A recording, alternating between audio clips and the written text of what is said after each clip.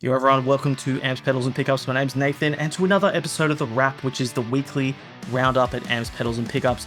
Quite a lot of plugin releases at around Easter time, quite a lot of discounts going on, some stuff happening with Studio One, Axe-Fx firmware's coming out, a lot of people are heated on forums lately, a little bit of stuff to go through, so let's make a video and cover these things. So obviously you would have seen a ton of April Fool's jokes. I'm typically not a fan of corporate April Fools. I don't know, maybe I'm just a bit of a Grinch in my old age. But AuroraDSP had this Line 6 pod one. Now I saw on the forums the AuroraDSP guy said this is based off the Halley Diamond tread plate, which is their version of a rectifier back in the day. I remember using it when I had an old guitar port. It's been quite a few years since I've tried that one. But this is one model, even though it's got a bunch of presets, it's pretty much going from low all the way to high. At the end of the video, I'll plug my guitar in and do it. I just didn't want to film a whole video with my guitar on. If you like the sound of the Line 6 tread plate stuff, then grab this, it's free. I also saw AuroraDSP, they brought out this Cerbes plugin recently.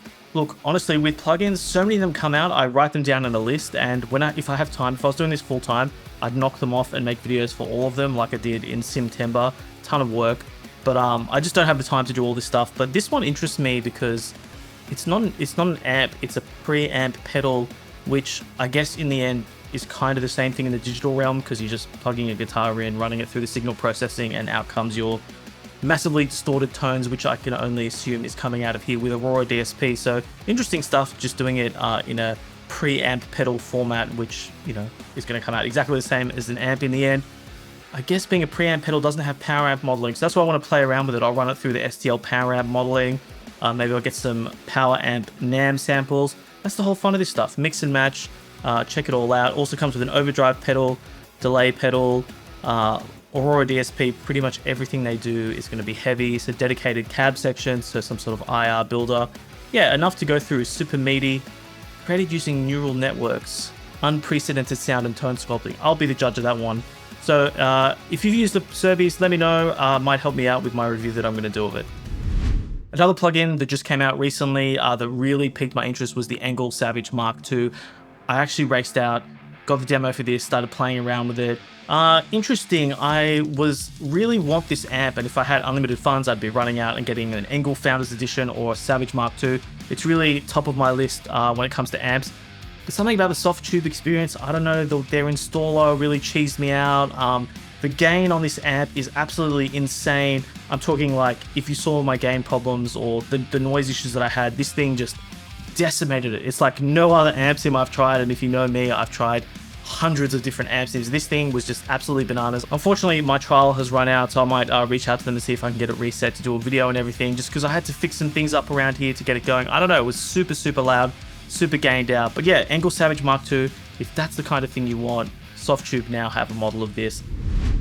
Studio One coming in clutch with this latest update. I believe it's 6.6 and what they call Studio One Plus Hybrid. So they always had subscription models where you could just subscribe to Studio One, get all their stuff, and you know, access to the DAW and everything.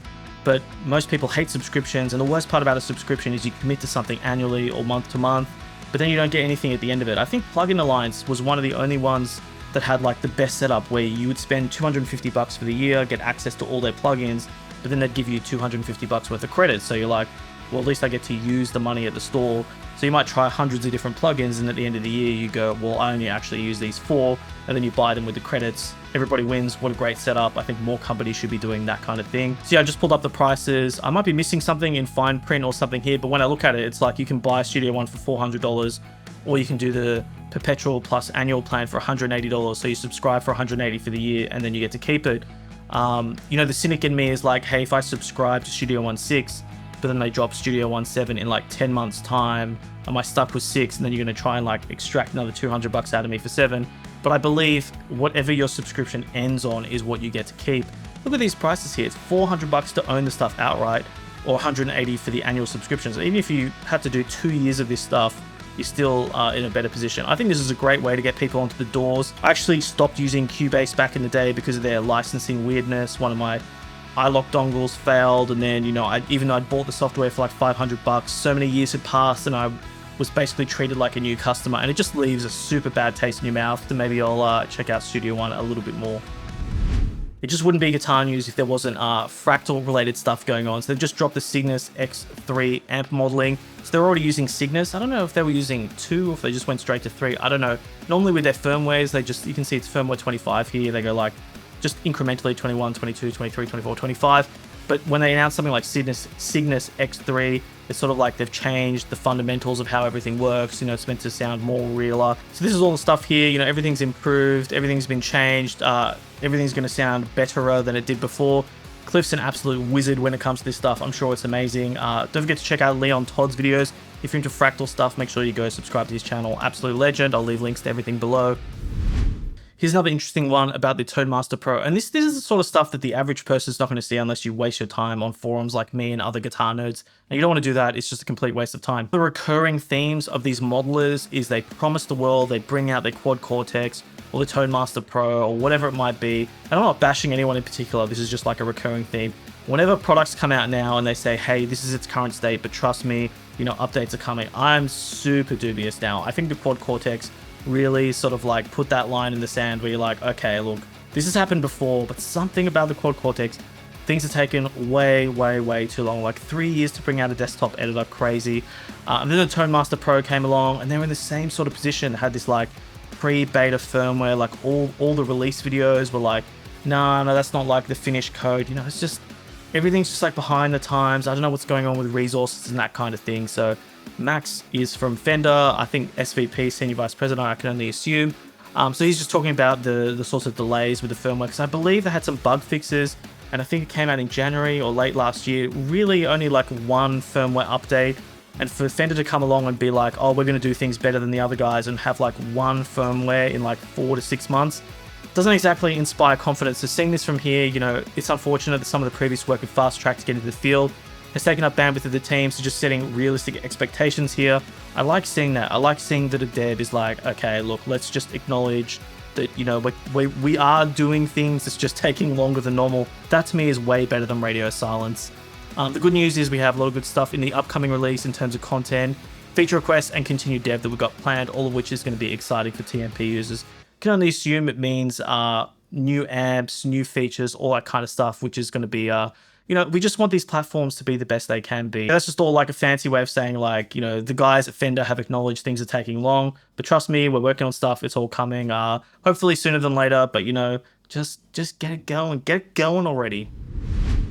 Speaking of ways to waste your time, Ernie Ball have just put out a builder.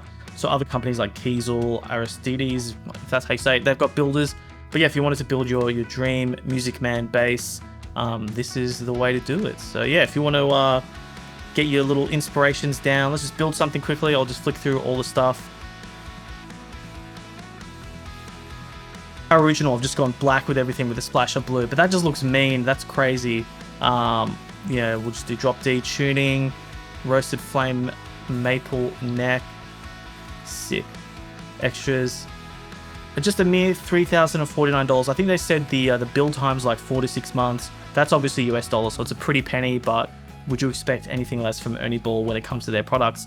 So yeah, if you want to, you know, build your dream bass, check out the Ernie Ball builder. I think they've got a 4-string and a 5-string you can play around with.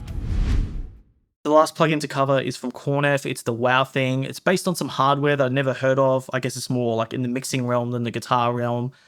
It's some sort of like quirky widener thing. I'm not too sure. Like I said, I don't know the original, but I read all the literature about it. I went out and bought this because it's $10.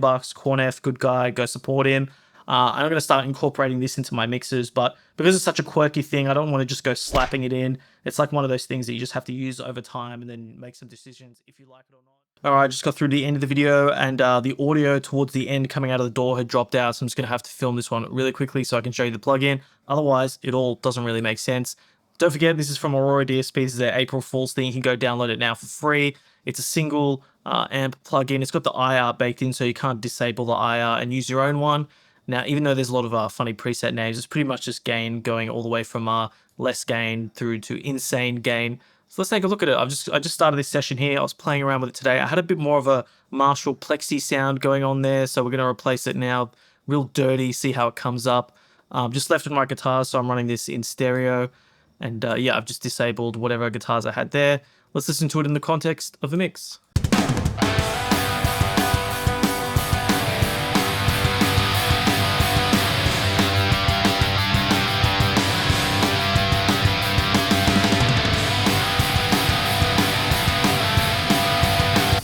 We'll just solo those out.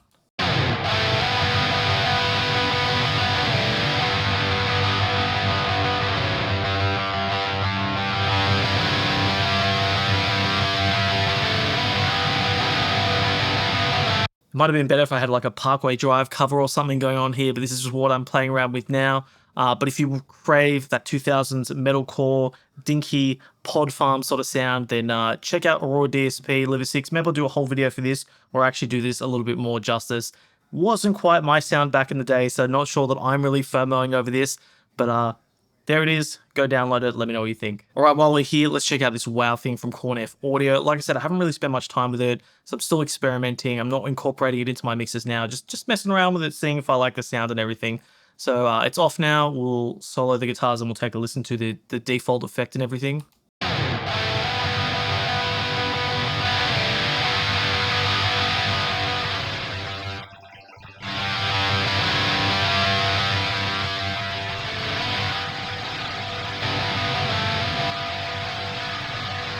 It's like one of those psycho acoustic things. It's like really spreading the sound out and everything. But I read a few posts from Dan Korneff where he's saying, you know, definitely mixed with the blend knob and everything. You can either use a send track and whatever DAW you're using, but if you're using Reaper, it's super handy to have that wet and dry knob up there with all the plugins. So let's just go back to factory defaults. He also has a bunch of defaults here, which I haven't played with too much, but you know, there's a few different starting points there, which I'm sure are super handy. But yeah, let's just dial some stuff in, bring it back with the blend knob and see how it sounds.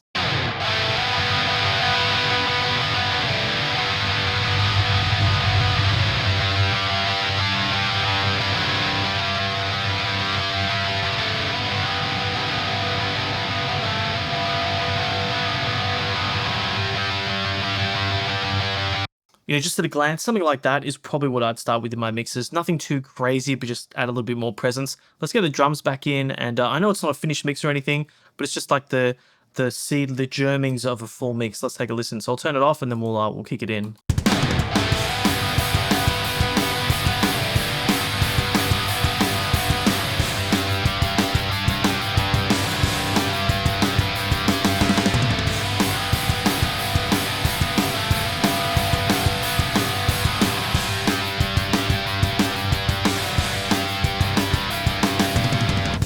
What it did, so I just realized I have that wet and dry knob down the bottom there. So yeah, if you don't have Reaper, definitely mess with the wet and dry knob there.